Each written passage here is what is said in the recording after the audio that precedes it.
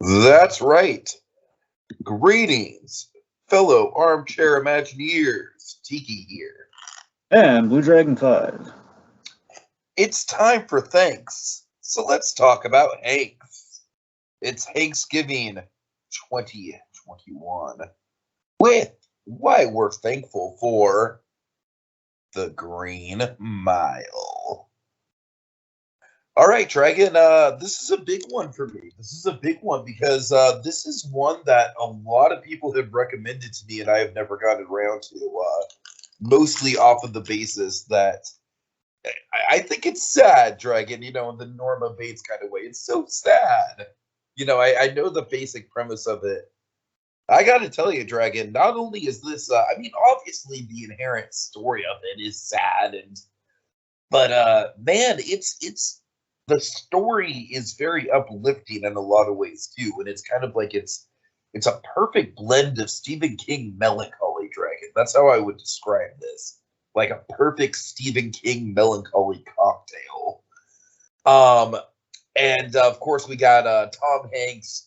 I mean, what can you say about Tom Hanks? He's just batting 1,000 as he always is. Like, this was a great time period for him in the 90s. Michael Clark Duncan, who has just such a big presence. Sam Rockwell. Oh my God, Sam Rockwell's all over the place. Dragon, I like this better than Shawshank. If I had to rank the two of them against each other, I think this is a more intimate movie than Shawshank. I really like the fact that this feels like it could be a play or something like that. It's it's got very confined locations, obviously, for obvious reasons. I don't know, man. This definitely struck a chord for sure. It did pretty much exactly what I was hoping it would do. It was it kind of filled in a big blank spot on my film resume. I'm so glad I finally got around to this one. I'm excited to talk about it. Well, that's good to hear. Yep. So one could say you're thankful for the movie. Yes, Dragon, I am very thankful. Now past the stuffing. What's your thoughts? Yes, so this is honestly my my go-to. Sorry, let me rephrase it. Overall, my go-to Stephen King films are Shawshank Redemption and Green Mile. Those are really, because I'm not a big horror guy. I can't really get into all the Stephen King movies. So I mean, the outliers would be these two, which again are kind of grim, but again also infused with some hope and a lot of friendship, and I really love that. Stand By Me.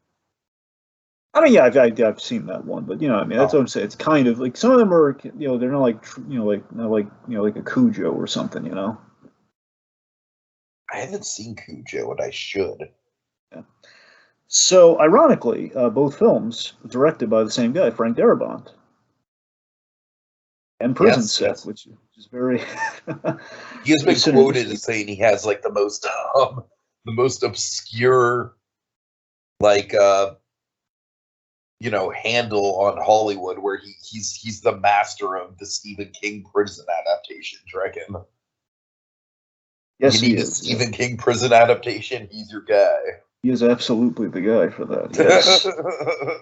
So, I mean, the appeal to me with both of them, but particularly, this one is the friendship in an unlikely setting angle. I think, this, and I mean, especially, Shawshank as well. I mean, just kind of the Andy Dufresne, Red friendship, yeah. Uh-huh. So, again, I think it's so perfectly represented here with Hanks and Michael Clark Duncan's Oscar-worthy performances, which I mean there's just like a really compelling arc in it. I mean, something to really highlight with Darabont's work is that this is a guy, a true blue filmmaker who uses every part of the buffalo. Like, this is a 3-hour movie, and none of it goes to waste. I don't think. I don't think we waste anything in this. And that's again that it's also like a pretty simple story too. So yeah, it's all about the pacing. It's all about the rhythm. It's all about the setup.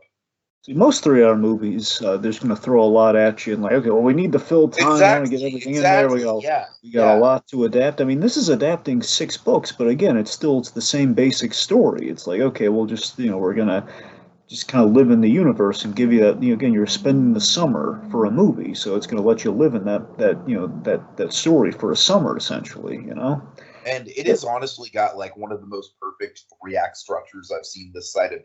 tea. Absolutely. So again, it's a compelling story with an interesting setting, with the whole death row kind of Green Mile of it all. I love it's pondering justice and capital punishment through performance and characterization, which I think is what saves it from being kind of like a preachy, like, no, we don't like this. Or no, you're living with these characters and you're seeing, okay, this is why we should be talking about these things. And I love that it's, in addition to that, it's religious without being preachy or boring at all. It's like basically the way I could describe kind of the awe-inspiring kind of tone of the film in places is it's biblical in a grounded, real setting. This is a tale of Yeah, good. totally. This is like justified biblicalness on like from the average Joe's point of view. This is a tale of good and evil in the world that is kind of justified by a world you can relate to, a world you can see is like, okay, there's nothing like bigger than life or theatrical here. This is just there's a kind of a raw humanism to it. All right, so with that in mind, Dragon, I'm sure you've got some background. Who do I? All right, so to keep it simple, so Darabont, way back. I know that he wanted his hands on this like almost immediately, right? Like basically as soon as he read. I'm pretty sure he didn't even read. Like I'm pretty sure. Correct me if I'm wrong, but I'm pretty sure Stephen King hadn't even started writing this before Darabont was like, "I want to do it." Well, let me tell you what happened. So Darabont, of course, he's adapted, I want to say, 4 Stephen King books. Now, Darabont's first film was a Stephen King adaptation. What else besides The Mist? So it's the Mist, or 2 prison films, and the one I'm about to say before I keep getting interrupted. Sorry. So, as his first film was an adaptation, it was a short film. It was his first kind of film endeavor. It was The Woman in the Room, or Woman in the Room. And that was King. Yeah, that was a King book. Yeah, so okay. It took him 3 years to make that movie, and it really impressed Stephen King. And like King had this project, this thing back in the day. I assume he still has it. I don't know. It's he really young filmmakers and film school students, he would like sell them the royalties or the film options, like basically I guess the permissions to kind of like get the rights to adapt the thing for like there's like a time limit on it, but to adapt the work for $1. It's like kind of a famous thing with Steve King. Like you can option the movie for $1 if he believed in the filmmakers. Kind of like the equivalent of like pay me $1 and I'll be your lawyer or something. Yeah, exactly, like that. Precisely. Kind of just like a loophole. Exactly, very much kind of a great loophole there. So yeah. So Darabont, after that kind of experience, he always is in kind of good standing with King. So he goes on to do the Shawshank Redemption, which obviously went over very big. So afterwards, he's kind of getting palsy, and he's talking with King, and basically says, "So, Stephen, what are you working on next?" And King basically gave him like basically very interested. Like, I'd like to adapt another Stephen King book, perhaps, but what is it? What do you got next in the chamber, Stephen? And so he basically pitched him the story for Green Mile, like the 30-second or like the 1 sentence pitch. Yeah, it's pretty much like an elevator pitch, right? Yeah, the elevator pitched him Green Mile, and then of course this gave Darabont a little bit of pause, like, oh man, another prison movie? I just got done one. So, but here's the thing though, even though like he heard that story, he's like, oh my god, this sounds so good. Listen, when you finish writing the book, send it to me, and once it's all finished, I want first dibs. I want to read it first, and I'll make the decision, but I want dibs. Essentially when they looking for people to adapt it, like give me first crack at give the go ahead or not if I can do it. So I think I've owned the cornerstone on the Stephen King prison adaptation at this point with Shawshank. Certainly. So basically what happened is the whole Green Mile book itself, the reason it gets made is Stephen King, okay, well, I want to do another book. And he said, okay, well, most writers, procrastinators, let's be honest, but we all are deep down. So basically Stephen King, he was like, okay, if I'm going to write something, it's because I want to write something. I'm going to change up the format here where I'm going to give myself a deadline. So I have motivation to kind of release. I'm going to release the book in 6 parts. Like I really like this idea. By the way, this is a good challenge that he imparts upon himself. I forget what you'd call it. I guess the proper term is like serialized novel. Serialization. Serialized. Yeah. Yeah, basically a serialization of the grand story. Basically chopped it up into 6 pieces. But what he did is he wrote it in increments. So much like basically he let the story dictate where it goes, kind of Albuquerque verse-esque. We saw Walter White kind of drove the character. So So the first book came out, Darabont just read it, and he says, "Oh my God, I love it. When can you send me the rest?" I says, "No, you're gonna have to wait like everybody else because he did not write the other parts yet." So I'm gonna be like the productive George R.R. Martin.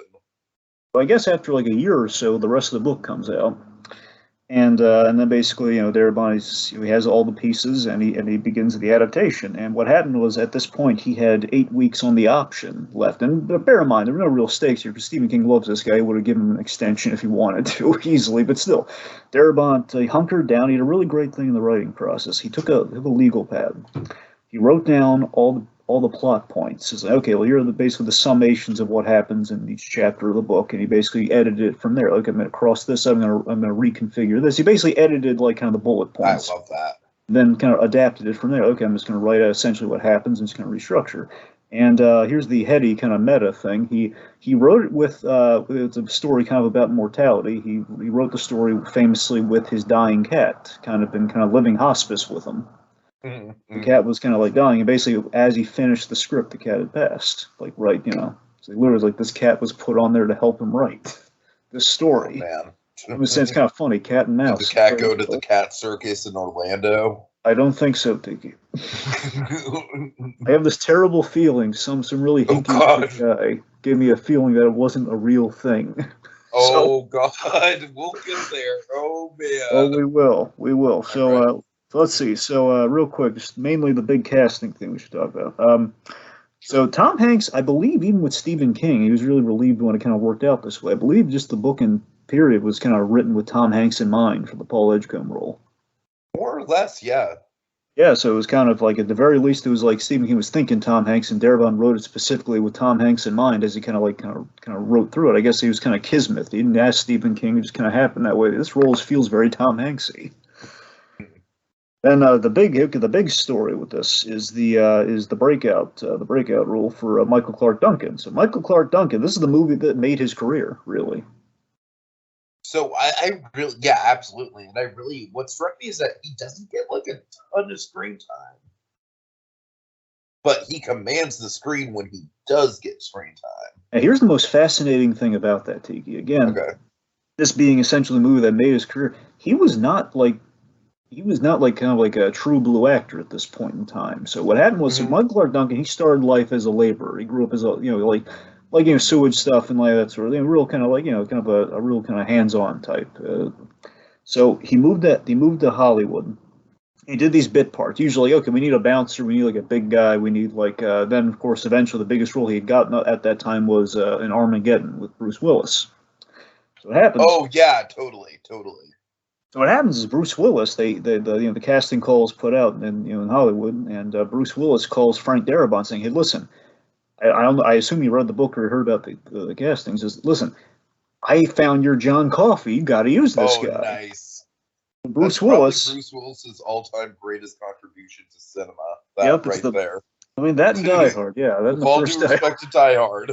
Yeah, but no, for sure though, yeah.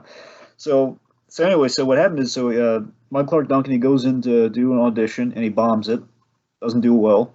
But Frank Darabont, he couldn't shake the guy. He's like, well, I mean, there's something kind of right about him. So what Darabont did, this is like true blue director here, Darabont hooks him up with an acting coach who does wonders with him, this guy named Larry Moss. Now, Larry Moss, essentially what he did is he really got into Michael Clark Duncan's head here. He sat down with him, he asked him, like, listen, you got to play John Coffey like a 5-year-old. Can you do that? Mm-hmm. He did, and then he kind of asked him about his past, and of course he was kind of a sad story about Michael Clark Duncan's upbringing. His father left him, and that sort of stuff. And basically, they channeled the hardship of Michael Clark Duncan's. Put that into John Coffey, yeah. So they channeled all of those feelings into that character through the 5-year-old kind of temperament. And the big thing that really kind of cinched it was, I don't know if it was like in the middle of shooting or towards the beginning of shooting. Larry Moss, he left him. He basically said, okay, listen, I got to go here. And it kind of, it's a big question, like, was it intentional or not to kind of inspire the performance of like, oh, he's been abandoned by the father figure acting coach yet again. Oh, God. So kind of put him in the perfect headspace for it. Now, lastly, and this is important, Tegan, we'll cap it off here, last bit of background. So, real sweet story. They celebrated Stephen King's birthday when they had him on set. And they had baked him like this beautiful looking Green Mile cake that had one of the book covers on it.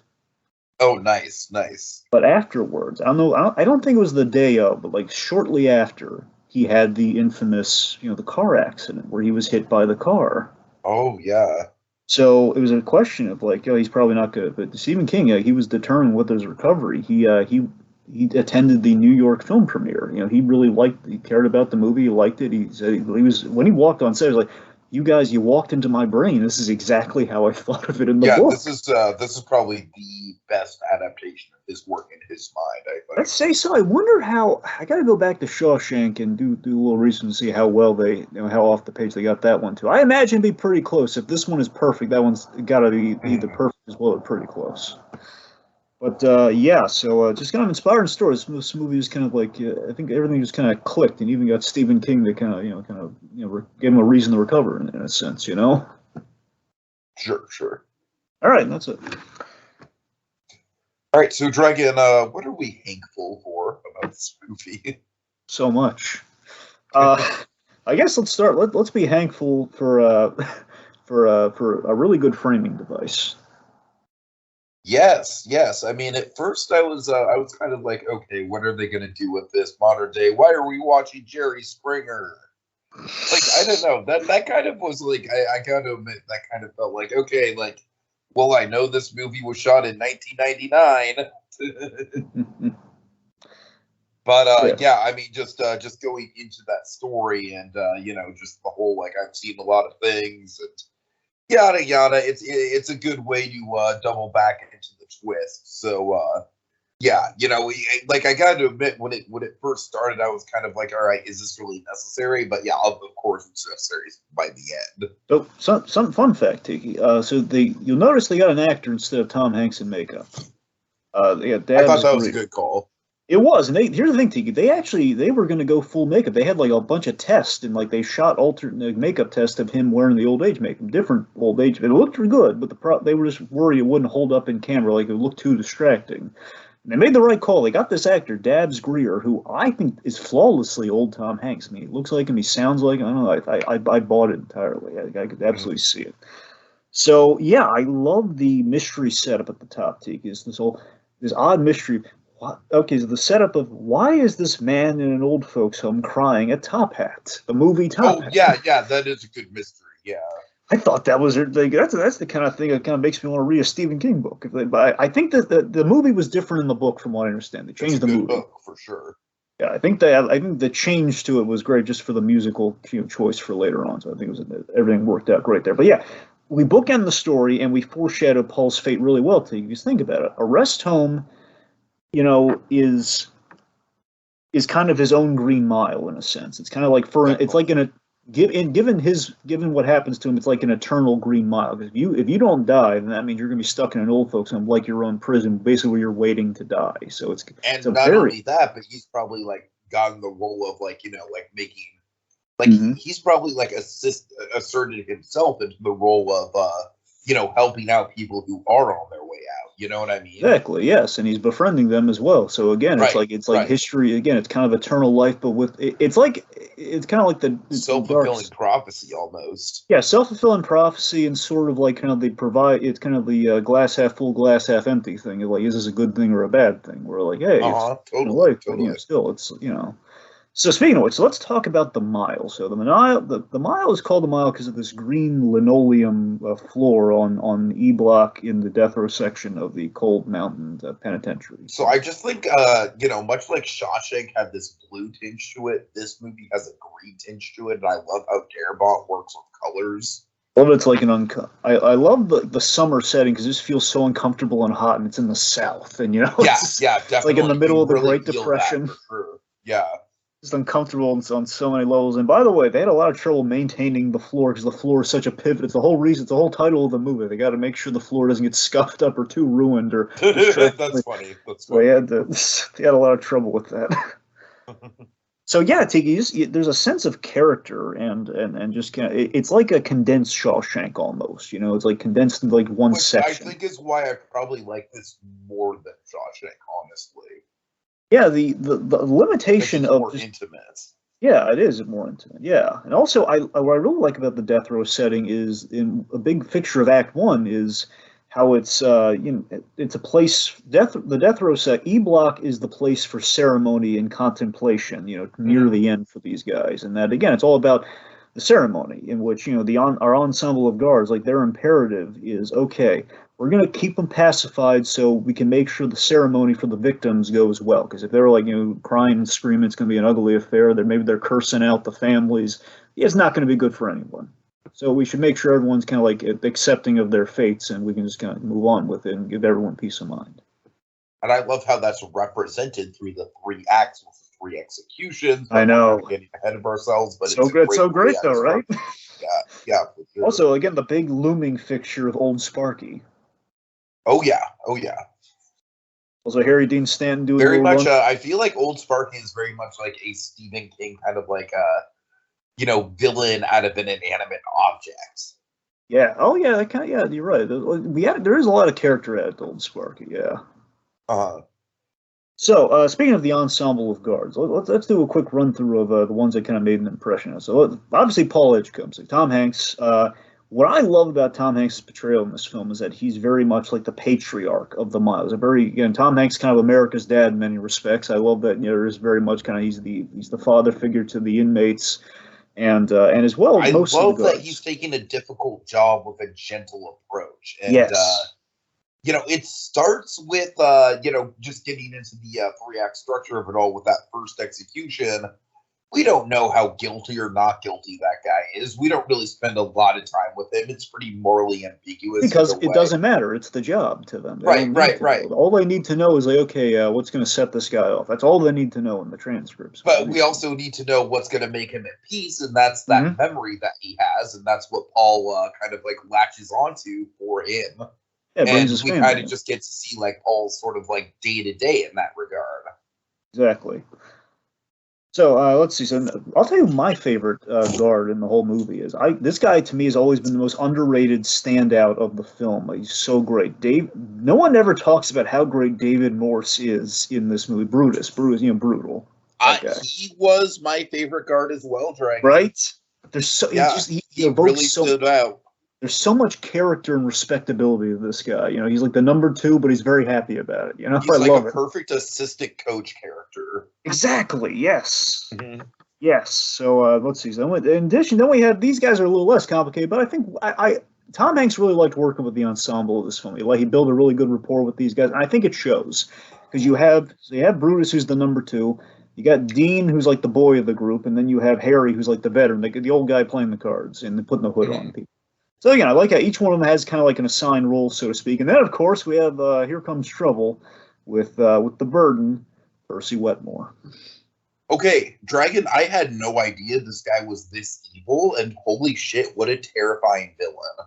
Yes, I love that there's kind of 2 forms of evil in the movie. You have just pure evil later on, and here you have institutional evil. This guy's like kind of like the evil of status. And again, the idea this guy is privileged during the Great Depression. I would say that this guy might be the most scary prison guard ever on screen, for my money. Yeah, he's very he's up there. He's anxiety-inducing, isn't he? Mm-hmm. So Doug Hutchinson plays him. Now, Doug Hutchinson, I know him from Punisher Warzone. He was the really psychotic bad guy in that film, and he is quite terrifying. So he's got a market. He's got a typecast. Yeah, only he gets to basically imagine him playing Wild Bill. That's what he does in Punisher Warzone. Oh man, that's fun. Yeah, Doug Hutchinson. He's again good for these roles, but I get a sense there's sometimes a bit of a skeezy element that I do think kind of plays perfectly in this role. I'll say that much about it. I won't talk out of turn too much there, but just with the character itself, Percy. Again, I love the cell. Like we answer the big question at the top. Why the heck do we not fire this guy? Well, we can't. He's the governor's nephew. Dragon, it's so relatable, honestly. Like, in every job, in every corporate setting, there's going to be people that are more higher up than they should be because of who they know. Yep, and again, I love that he just flaunts it. He just says, he just keeps threatening him, like, I'll tell him this, I'll tell him that. They'll fire Dragon, you. to quote a running joke that we've been having in our Dexter podcasts, do you know who my father is? Exactly. In this case, I think it's his mother, but still, yes. Well, still, fair enough, yeah. Anyway, so let's see. Also,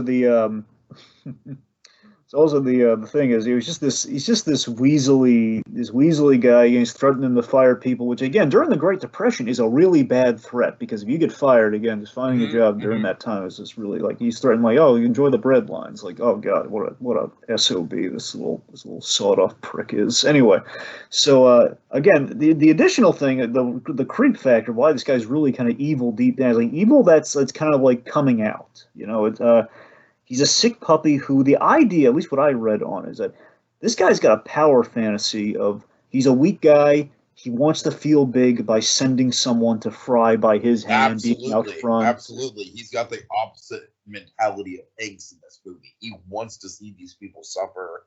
He wants to be the quote unquote bigger man in the situation. He wants them to know that, they're going to hell and whatever. He's so despicable, Dragon. He's gross. I love that both of our villains are inverses of other characters in the movie. Where you have, as you said, Percy is the inverse of Paul Edgecombe, and you have Wild Bill, who's the absolute, he's the Antichrist to the Christ that is John Coffey. JC, totally. I know, I love it. Back the drink, my favorite, not spelt the same. That's such a great line. It's just such a charming one. It was such a heavy scene too with the wife. It's great. Anyway. No, you're right. It is a very heavy scene, and then there's that little bit of levity. You're right. It's a great callback with the coffee. Anyway. So, so back to the code of the mile. Again, it's pretty much it's to keep everyone kind of pacified, and the contemplation of the mile. And my favorite detail with it is. David Morse, Brutus has this great line. I think summarizes what the code of the mile truly is. In that there is a belief and honor in that on the mile, all people, both guards and the inmates, they're contemplating actions and they're reflecting on things. And again, camaraderie can be established, but in the end, that camaraderie can be established because they know they're going to square up with the house in the end. Just that line about he's square with the house after Bitterbuck gets in, and Percy's like manhandling the body. Hey, get your hands off that body. He's square with the house. Mm-hmm. So once we brought him, we should talk about John Coffey's introduction.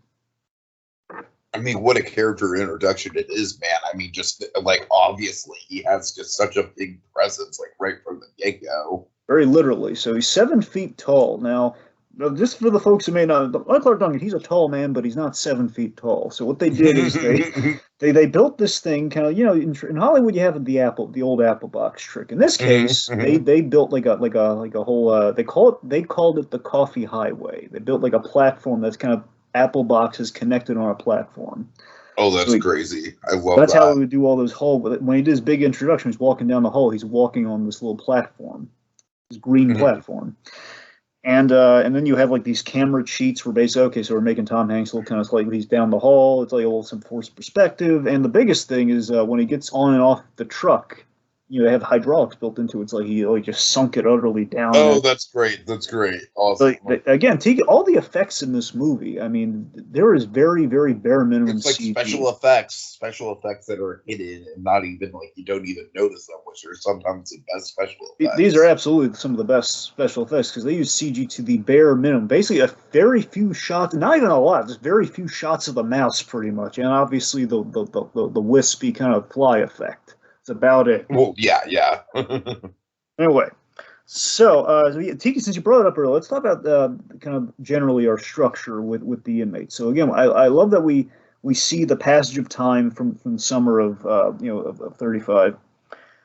And with each execution, we kind of learn a lesson. We kind of change up the status quo of like how the executions go. Yeah, sure. I mean, like I said, I think that's such a great kind of like indication of the 3 acts. Yeah, so we start with Bitterbuck, and that's pretty much, okay, this is your status quo, this is how it goes, this is how kind of like Paul's compassion, and we subtly tee up the big something with our bookends here, where Bitterbuck asks Paul, do you believe, if you repent in the end, you're going to go back in time and be able to live there forever? Is that what heaven's like? Which essentially is what Paul, debatably, is kind of going through in the front and end of the movie. Mm-hmm. So it's a Bitterbuck status quo. Then we have Delacroix. Poor Delacroix. Okay, so right when Percy was asking the question about the sponge dragon, I had bad vibes. Did you know about the sponge thing going into it, or did you feel? Oh, I just had a feeling. Yeah. And then when he's asking to get to the front and the whole thing is, I'm just like, oh God, I can see it coming, and it's like a car accident that I can't prevent. Oh God.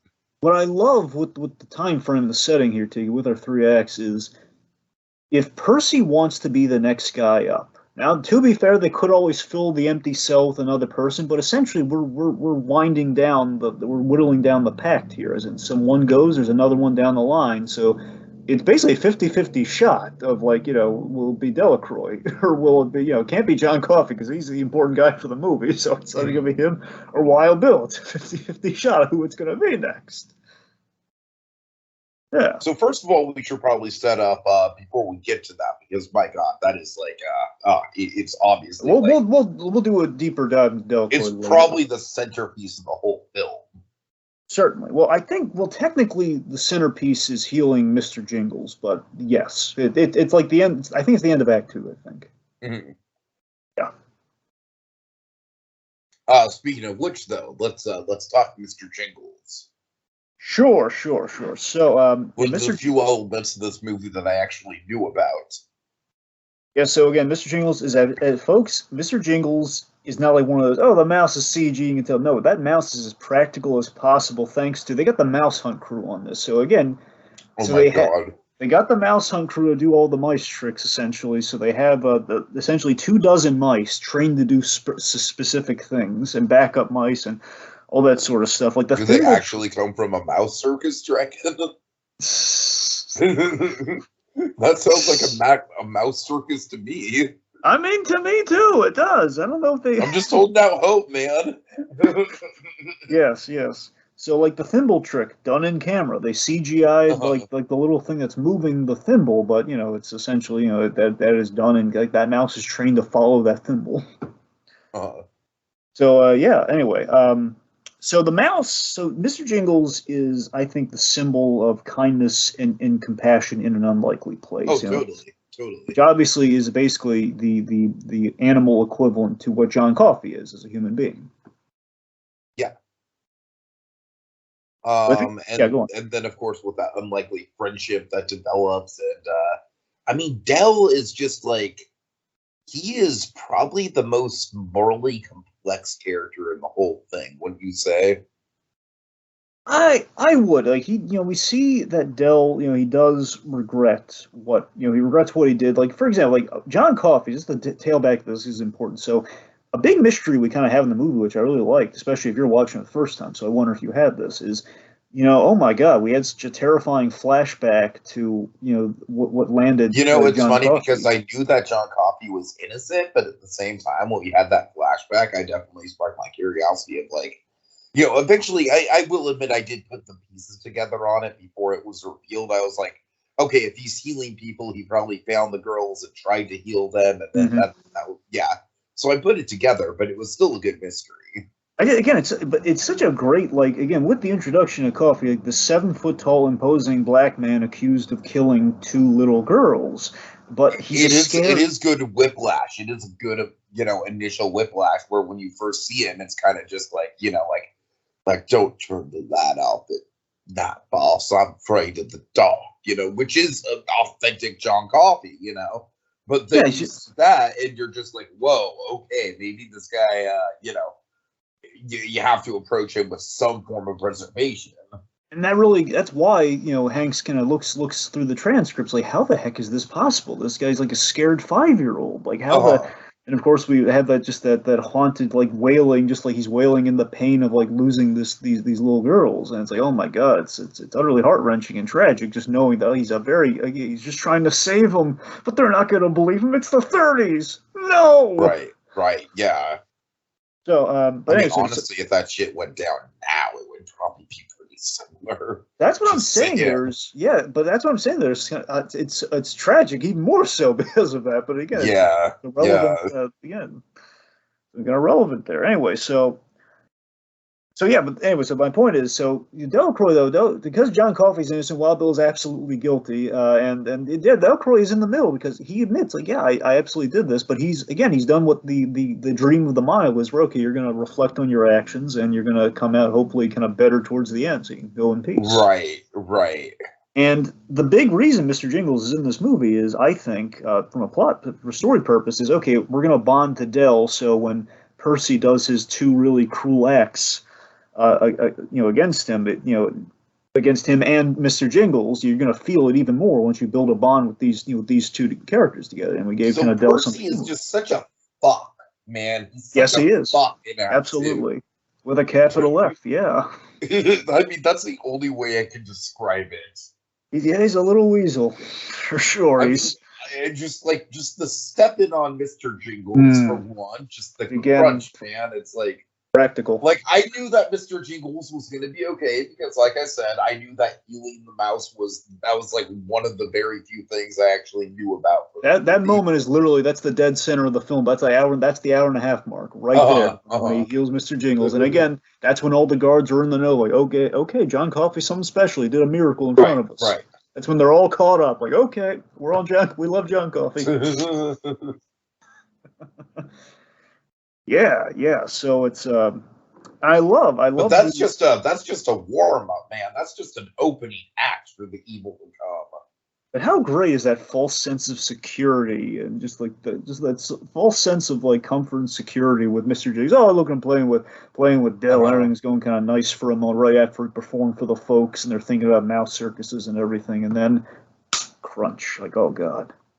Yeah, totally. Just utter shock, and all just to spite Dell. So there's been a big rivalry between Percy and Dell. There's, where obviously Percy's bullying him for no reason. Dell like kind of laughing at him just to kind of stick it to him, very, very deservedly so. Yeah, it's basically, again, when I harken back to Tom Hanks as kind of the father figure in this film, it's very much like Percy is the jealous kid on the playground and bullying Dell, and then Paul has to manage this irritating kid, like, oh. Right. It's like the problem child of the group. So, speaking of healing Mr. Jingles, we should talk about John Coffey's supernatural abilities. How do you feel about them?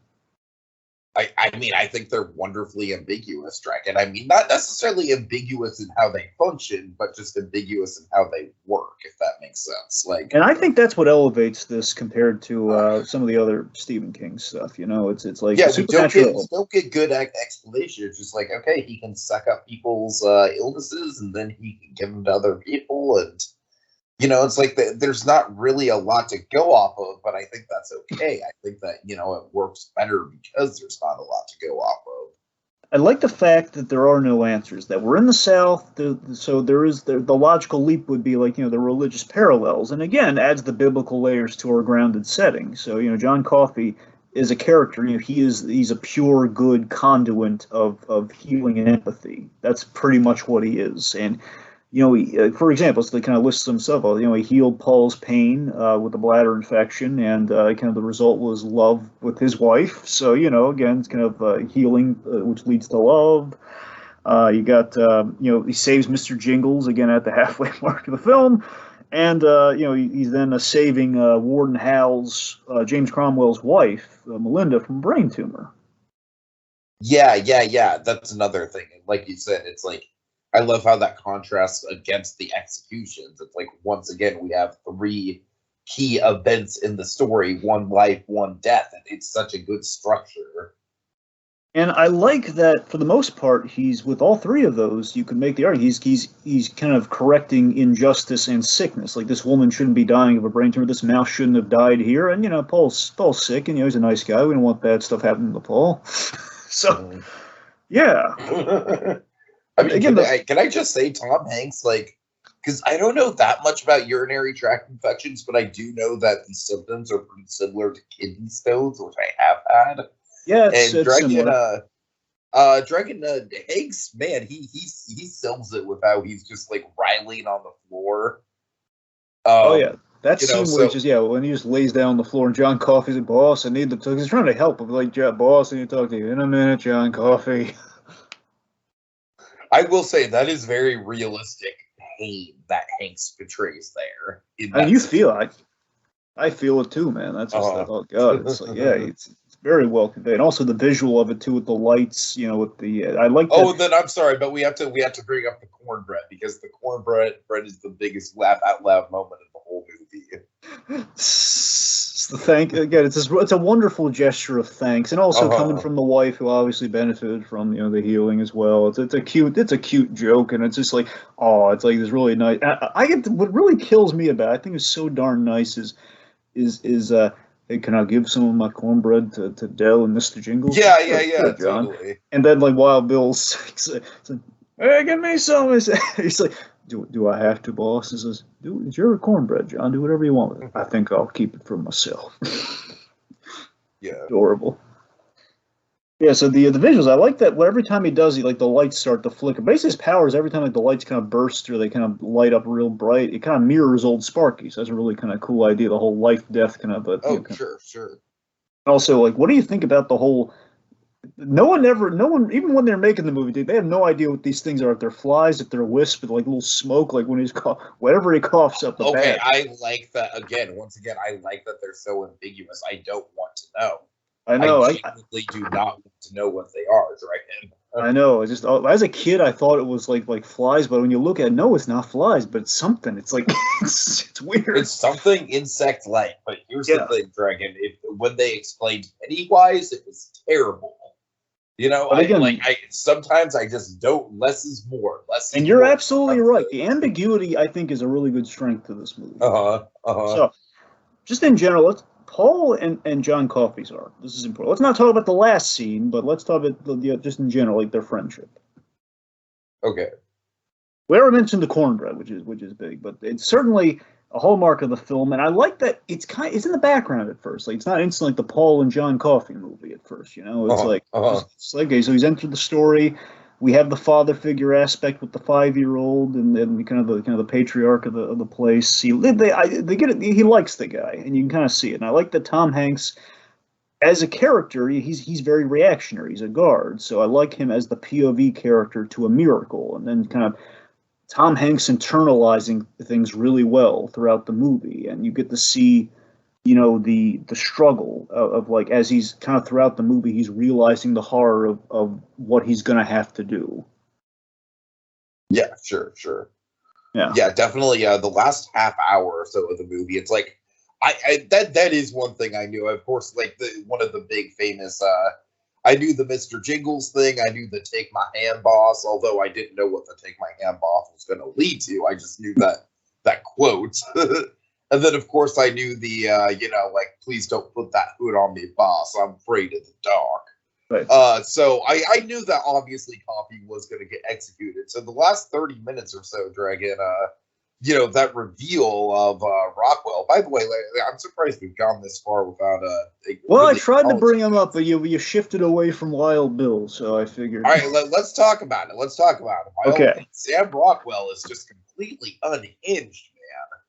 Yeah, this was I forget what he had done before this point. This is a early breakout role. Very early Rockwell, yeah. He had this year. I remember when he did this in the same year he did Galaxy Quest, so he could show they could do like kind of opposites. Of, like, he would do very different takes on different characters, one variety in there. So it's like the same year he's Guy in Galaxy Quest. He's Wild Bill, terrifying everyone.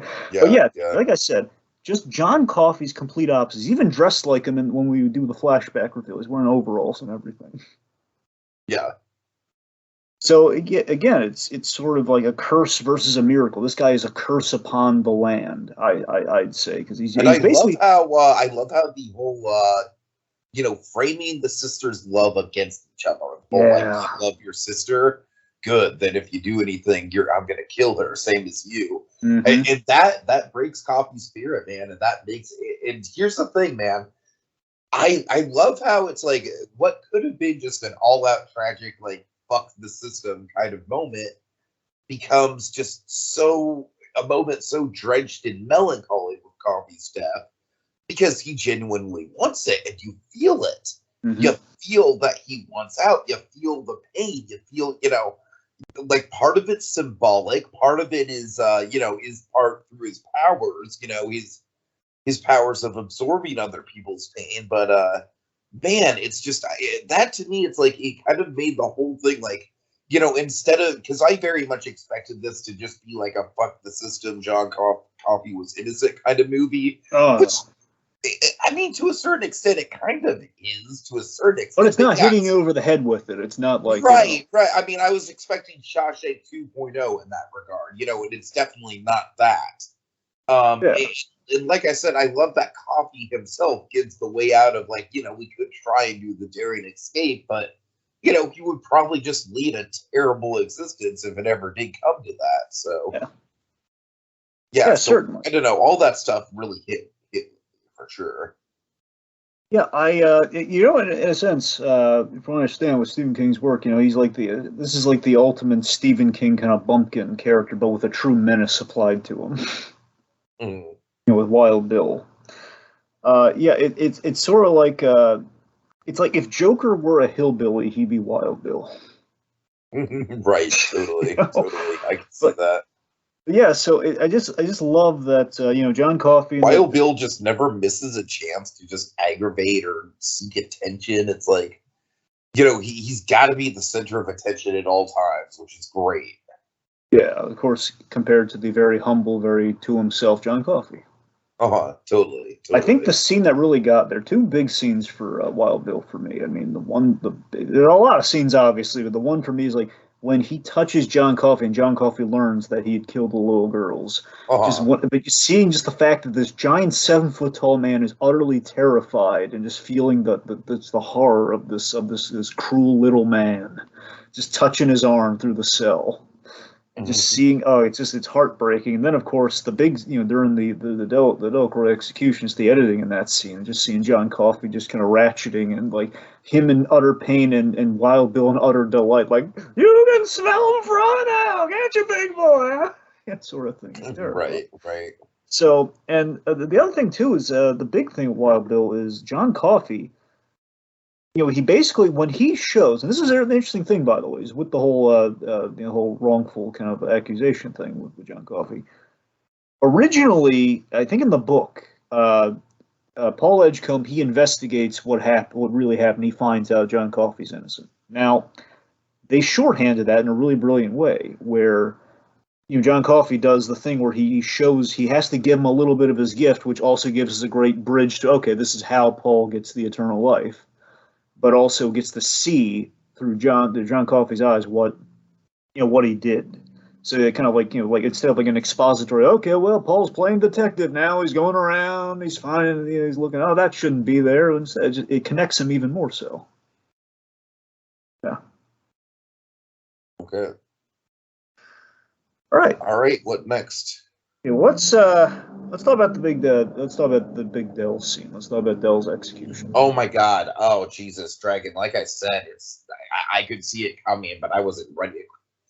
This might be the most horrifying scene in any Stephen King movie. It might be. The way that the mask peels off. Oh yeah.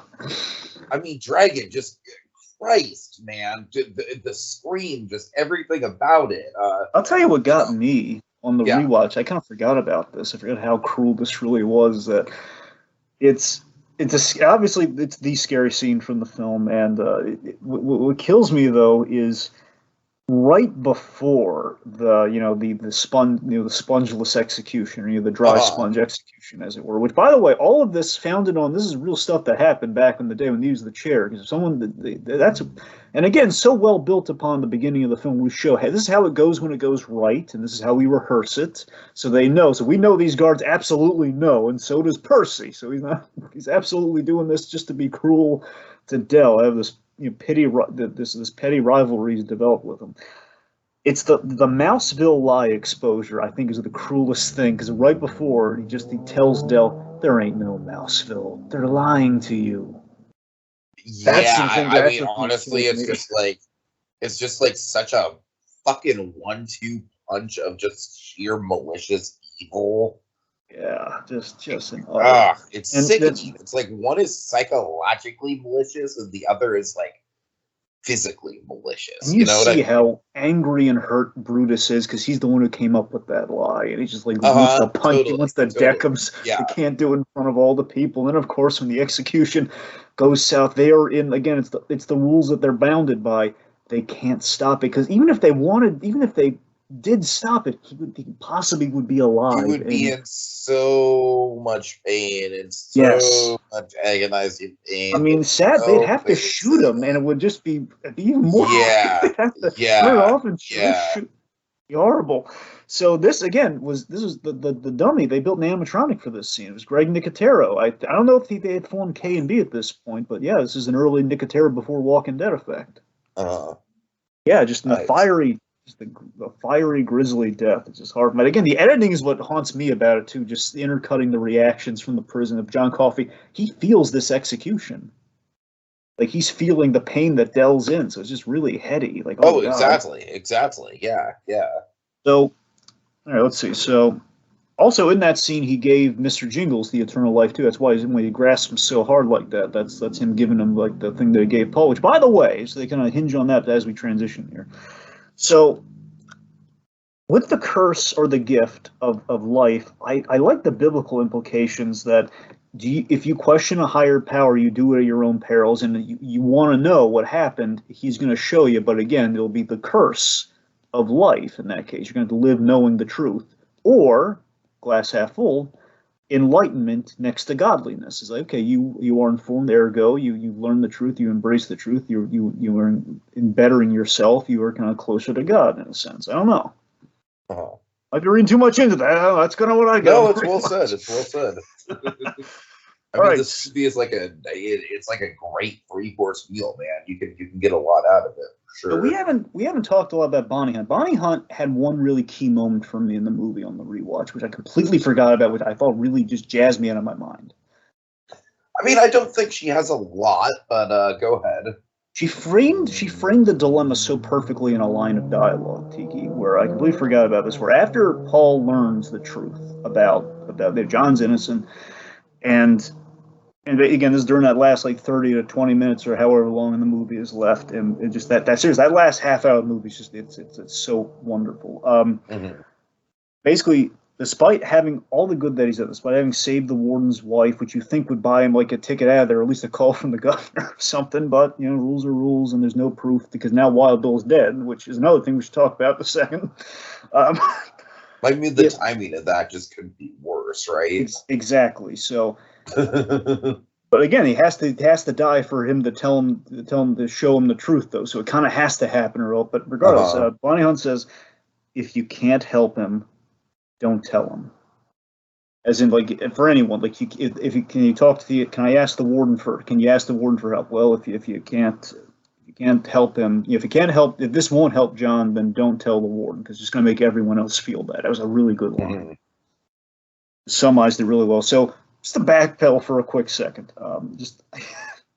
so yes, the death of Wild Bill is quite a thing. Yeah, I mean, just first of all, of course, we have the really dramatic, transfer of the cancer, which is an event in its own right. But oh yeah, I mean, Percy, man, he got what was coming to him, and it's so fucking gratifying to learn that little son of a bitch doesn't get off easy. So gratifying. His fate is comeuppance is so perfect because he kept waiting. Yeah. He kept waiting for the transfer to Briar Ridge so he could patrol, basically torture the people of the institution. And I love that he's in the exact same position as Wild Bill, with a gown and everything, kind of a comatose state. And we used evil as a conduit to itself. Again, one could say the higher power through John Coffey is he's using evil to snuff out pure, even more worse evil in the world via Percy, which is kind of a 2 birds, 1 stone sort of act. And I mean, the thing too is that I love it because we've seen how it works, and even the guards kind of suspect this. Hey, he's not spitting it out like he's done before. So I always love that the kind of the Chekhov's gun effect. They're like, wait a minute, he didn't spit out the wisp or whatever you want to call him. He didn't do that yet. That's why he's coughing so much. Yeah. That's why they call him John Coffey. No, I'm kidding. Anyway. But yeah, anyway, so back to our dilemma. So again, the dilemma here being, again, it's the 30s. We have no proof of Wild Bill. That the deck is stacked against John Coffey, very, very unfortunately, and just this again, after that heartbreaking practical advice of, well, there is nothing we can do. We have the Oscar-worthy scene that basically made Michael Clark Duncan's career,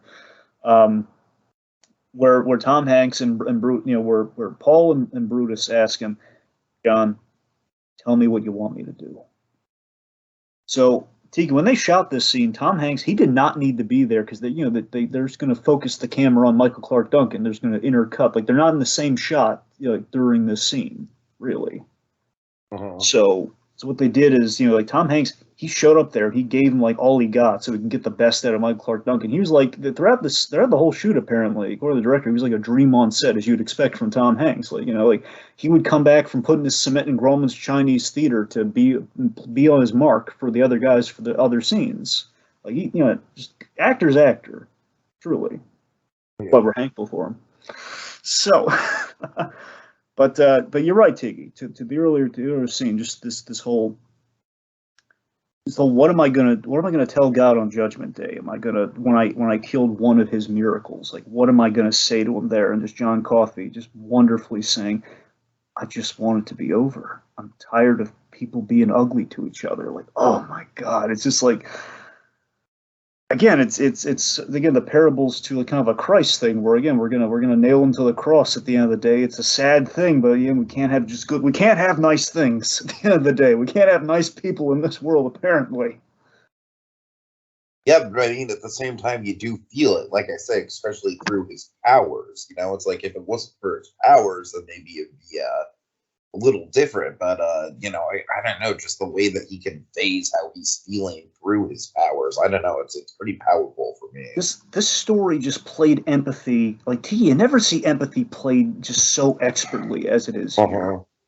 And it's the moral at the end is just I think the moral at the end is just so perfect, and that you meet your demons with love, not more death. And I think that's kind of what we have with the final scene after the beautiful top hat moment, which again is I would say the most beautifully shot sequence in the whole movie. When he's watching Fred Astaire singing Cheek to Cheek. Beautiful. All right.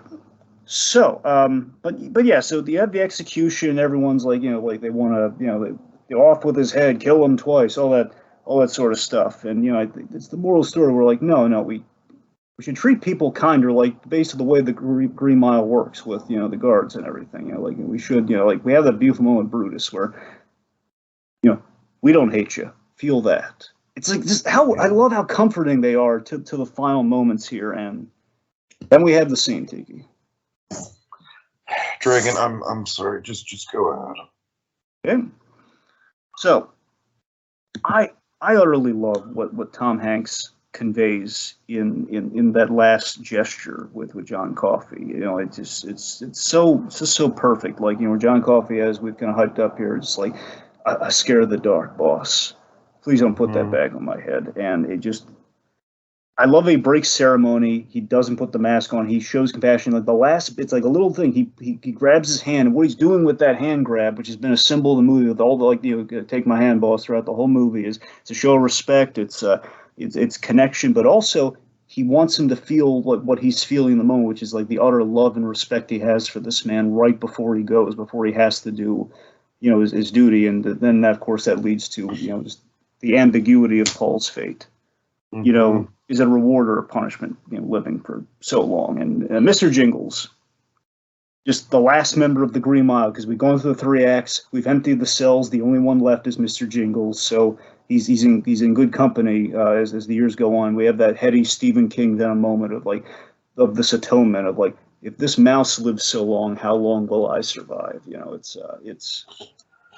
No, I mean, I will say the ending definitely did throw me for a loop for sure with that ambiguity, definitely, because it's and I do like that Stephen King just kind of throws that at you, like, hey, like immortality, not immortality, because he acknowledges he is at some point going to die, but at the very least, just that idea that we don't know how long, he's got, it could be decades at this point.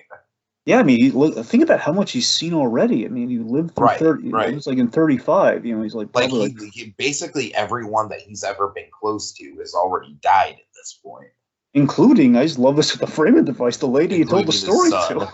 Yeah, his son and like the lady he told the story to, and it's Uh-huh. like, it just hit all the right notes, man. It hit all the right keys in the end, just the right And then places. of course the mouse circus is actually kind of a thing.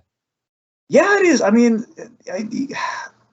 it's kind of a thing. I don't know if like I gotta tell you one regret I have, Green. I wish we saw like he built him a little mouse circus in the thing. He didn't quite Oh, do come that. on. Like, it's we had the whole exchange, like, looks like the mouse circus isn't what we wanted it to be, buddy. But you know what was really sweet though? John Coffey still believed because he wasn't there when during the crushing, like the mouse circus is a lie. He was, he was like, Yeah. he believed in the mouse circus in the end, like on the walk to the chair. That was really nice. Mm-hmm. Yeah. All right. Yeah, and that about does it. Again, folks. Moral of the story: we got to treat people nicer in life instead of like just like doubling down on, like the vindictive revenge of the world. That's I think it's the moral of the movie. Dragon, Really I nice. feel like that moral really does apply to 2021. Am I right? It does, absolutely. Okay. Yeah, so at the end of the day, Dragon, I mean, I will say this. This is going to give any other movie from my memoirs this month a run for its money because I do think it's it's very much a masterclass in storytelling. It's a masterclass in character development. It's a masterclass in adaptation. I think it's better than Shawshank. I will admit Shawshank is great. I don't I don't want to call it overrated, but it's just not up there for me the way it is with a lot of other people.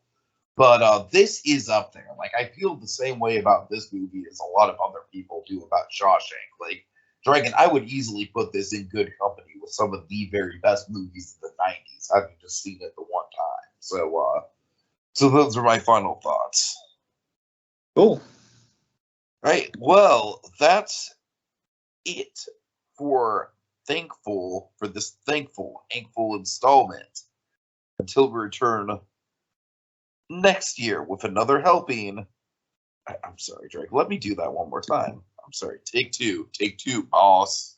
All right, that's it for this thankful installment. Until we return next year with another helpful helping of Hanksgiving. Mr. Jingles, have some cornbread, boss. That's the cornbread.